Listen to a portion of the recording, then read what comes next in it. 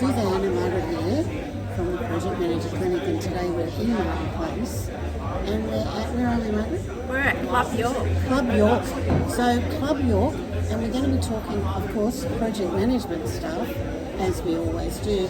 But who knows? We're just currently waiting for our coffee.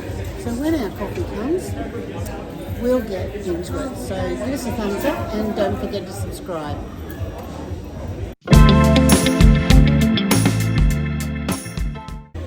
So today we're going to talk a little bit about what do you do when you first get on a project as the project manager.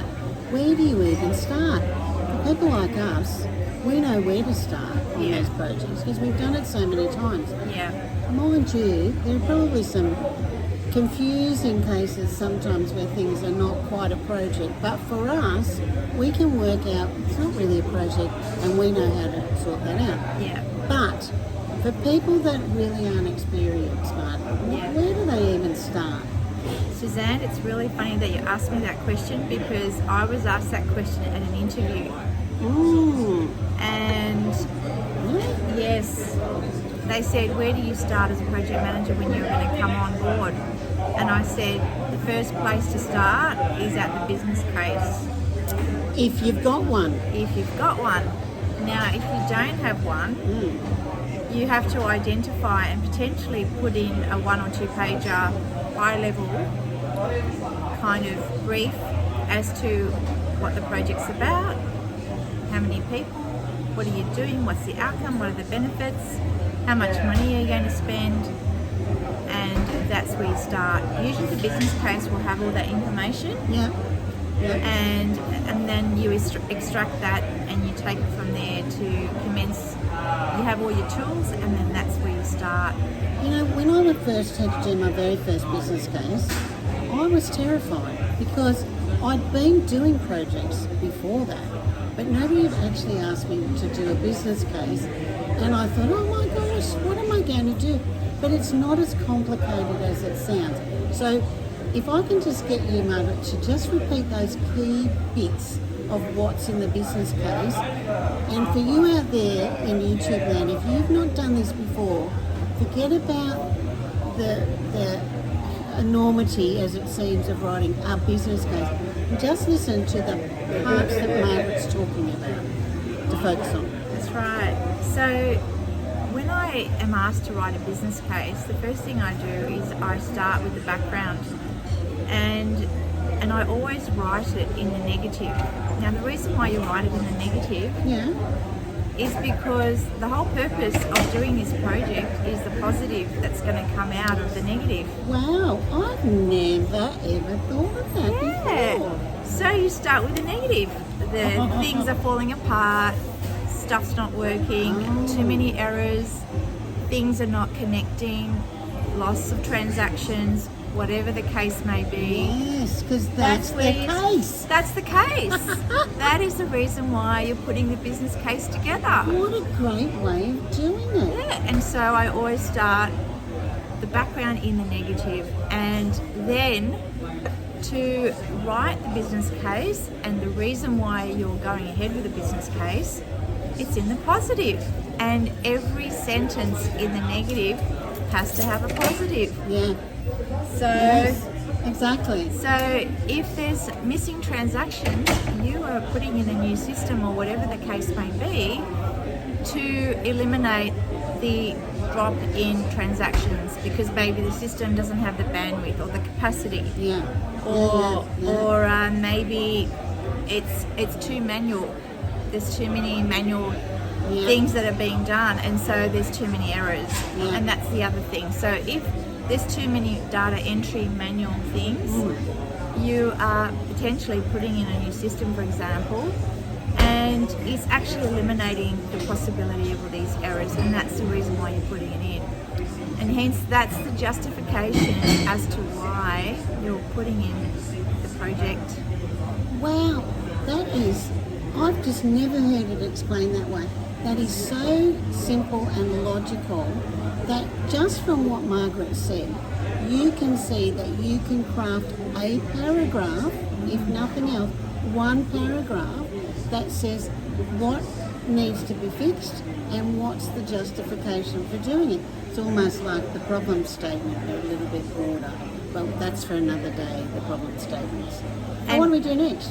So once you've written the justification, then you basically, if you're putting in a new system, for example, then you're identifying the scope, and the scope may be that you're putting in a new system and all the things related to that system.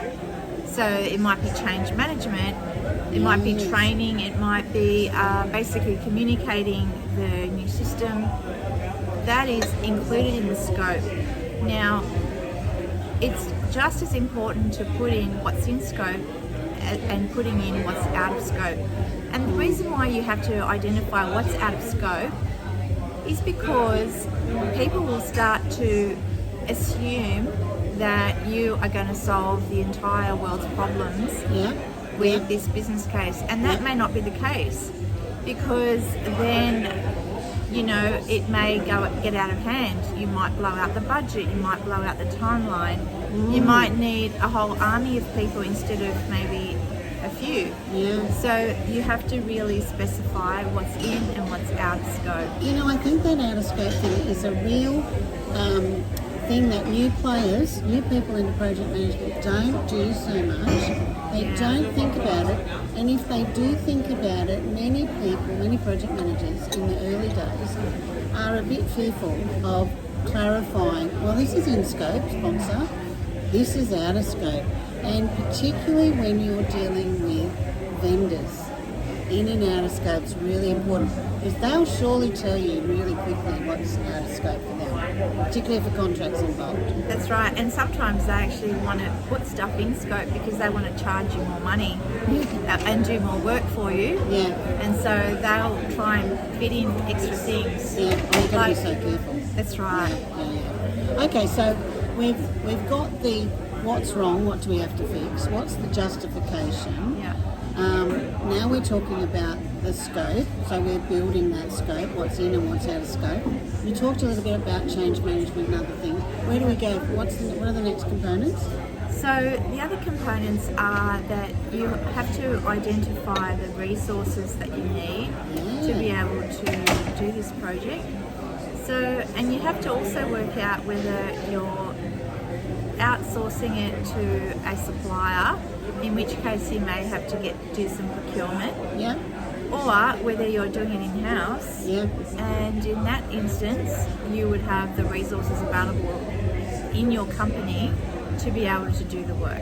So we don't have to solve all the problems at this point in the business case. No. Because we're building the case for why are we doing it. So we're highlighting a few of these other issues that we're likely to find. But that's our job as project managers, to then go forward and do the planning on how we're going to resolve some of those things. So we've talked about resources, we've talked a bit about procurement, and procurement often brings with it governance, so decision making. In the business case, Margaret, or do we wait to do the governance stuff after the business case? So the governance would be things like your risk register, your issues log.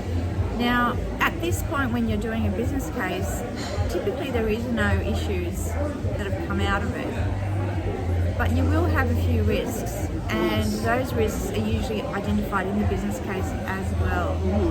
And that's the starting point for your RAID register. Your risks, assumptions, issues, and your decision log. So that's the starting point for your risks, and you've also got to then also include all of your stakeholders. Who are the stakeholders involved? And refer to our RACI, another... We love the RACI, look at the RACI. We love the RACI. And there you'll find, okay, who are the stakeholders? What group of stakeholders are they? What role do they play? What information are they going to need to be able to do their work or do their role?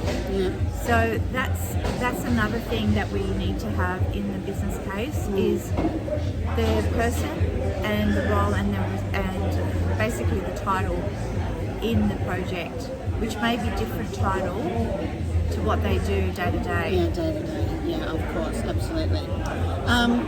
Now, how much is this all going to cost? That needs to go in the business case. That's right. And some timelines around how long things are going to take potentially. Exactly. Yeah. So, and where you get this information from are from your key stakeholders. They will tell you, if you ask them how long will this take to do, they'll give you an estimate as to how long. Yeah. And then you ask, is it dependent on something else? And usually there are dependencies, and that's where you get your dependent timeline. Yeah. And or your basically, items in the timeline with the dependencies in there. And I would just say from experience, when you're asking people how long do they think this piece of string is, different people will say different things that are not necessarily the actual time frame. So for example, what used to happen in software development, I don't know if it still happens, but what used to happen is that you'd ask a software development person, engineer, how long is it going to take you to do this piece of code? And they'd go, 4 days. And you'd think, I don't know that sounds right. I'm going to interrogate you a bit more, or I'm going to add a bit more on. Project manager will then usually add a little bit of a risk element to it, and just in case. So, and other people, other stakeholders are very risk averse, and so they have a different view. So still as the project manager, you have to take that information and look at it and see, does that make sense? And if it doesn't make sense, you're going to have to go back and do something about it and clarify. That's right. And if you want to basically include it and average it out, you could include a formula, which I love to use and I have used before. And it's called the PERT formula, where you have most likely and you have best case, worst case, and there's a formula. It's 2 times best case plus 4 times most likely plus 2 times worst case divided by 6, and that gives your weighted average. Yeah, now not everybody will have that in their business case. Yeah. Okay. So you still, as the project manager, have to weigh things up and think about whether it seems reasonable or not. I also have a complexity matrix, so it works out how big is the project, how complex is the technology, how many people, what sort of money, various things. Is the organisation capable of doing it? And I work all of that out, and then I might say, maybe not in the business case, but I might go back after we've started going through the business case and say to the stakeholders, I don't think you're capable in this organisation of doing this project as we've spec'd it. You don't have the capacity. And I don't know whether you found that, Margaret, that sometimes the business case is a little bit too optimistic. Yes, and so at the business case level, you always add, and it's usually added, the 10% for unknown unknowns. Yeah. Because you have swings and roundabouts in your estimates. So some estimates might be fantastic where you've come under, but some estimates are actually you've gone over. Yeah. And so having this 10% unknown for unknown unknowns is actually a really good prudent way of basically estimating your full project cost. Yeah. Now, sometimes the sponsor may not want you to add a buffer, but I've always insisted to have that 10%. Yes. I've had that because they want to reduce the cost, the amount of spending on the project, and that is a sure way of failure. Sure is. It sure is. And if you're not onto this right at the start as the project manager and really thinking on your feet, you could miss it. And we also will later on, probably in the project, when the project gets approved, look at a risk mitigation strategy when we really will define those risks that we've talked about in the business case. Because remember, at this business case stage, we don't know everything. We know what's wrong, what we want to improve, what we want to do, and maybe a way of improving it. So we'll have some ideas. We don't know everything at this stage. That's right. And quite often, so there are key stakeholders in this business, listed in the business case, and for governance you normally have the steering committee set up, and you also have your working group, and depending on whether it's an agile, you might have an agile type scrum team. But quite often people may say, we want this, we want that, but at the end of the day it's the sponsor that's paying for it. So it's really the sponsor's call. If there's, you know, I guess dissension, or people want something and other people don't want it. Yes, somebody has to make a decision. Yes. And that's, I think, one of the real reasons that a lot of projects go wrong is that people don't make decisions in a timely fashion. So we've talked about the business case. So we've got there and we've done the business case. Now, if you've got there before the business case has been written, we've sort of talked a bit about this. We've got some drilling happening in the back. You might have to go in, very first thing that you do is talk to as many people as you can, certainly the stakeholders and sponsors, if they've been identified, but you may have to identify them. I generally read a lot of stuff, everything I can get my hands on, and I observe. And that will take maybe a week or two to do all of that, to get your head around where are we, what sort of organisation this is, before you even start on the business case. But as Margaret said, that's usually the first thing that we'll move to. And what would be the next thing after we've got the business case now approved? What are we doing now? So once you have the business case approved, you then start extracting out the information for your tools. So you've got your budget, you've got the approved budget, so you set up a budget tracking. You're going to have the budget with the actuals. So you have that set up, you have your RAID register, your risks, assumptions, issues, decisions. So you're basically starting now to implement the tools to deliver the business case. So I can hear that this drilling is going on behind us. This is part of being live. But we thought we'd bring this to you today in a different scene. And Margaret and I are together, sitting together, which is also different. So I think we need to wrap up now, Margaret, because really we've touched on quite a few things already. We have, yes. There is a lot to it, but probably don't be terrified, don't be scared. There's always help out there, and particularly at the PM clinic. Margaret, do you want to just summarise what we've talked about, and then I think we'll get out of this drilling. Yes. So in a nutshell, the first place to start is at the business case, and if you don't have that, you've got a brief which identifies it at a high level. You've got the background, which is in the negative, and then the project, what you're trying to get out of it, and the benefits, that's in the positive.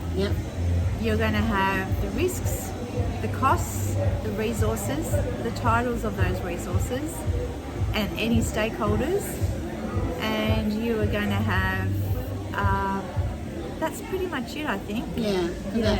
For that start. Scope, in and out. That's right, scope. So we're going to leave it there today. Please subscribe, give us a thumbs up. We might continue this conversation a little bit later in another session, but I hope you've enjoyed this one with us out and about. This is Margaret and I, Ask a Mentor, out and about today. Something different for 2026. Thanks, Margaret. Thanks, Suzanne. No worries. Have a great project day, everyone. Take care. Okay, bye. Bye.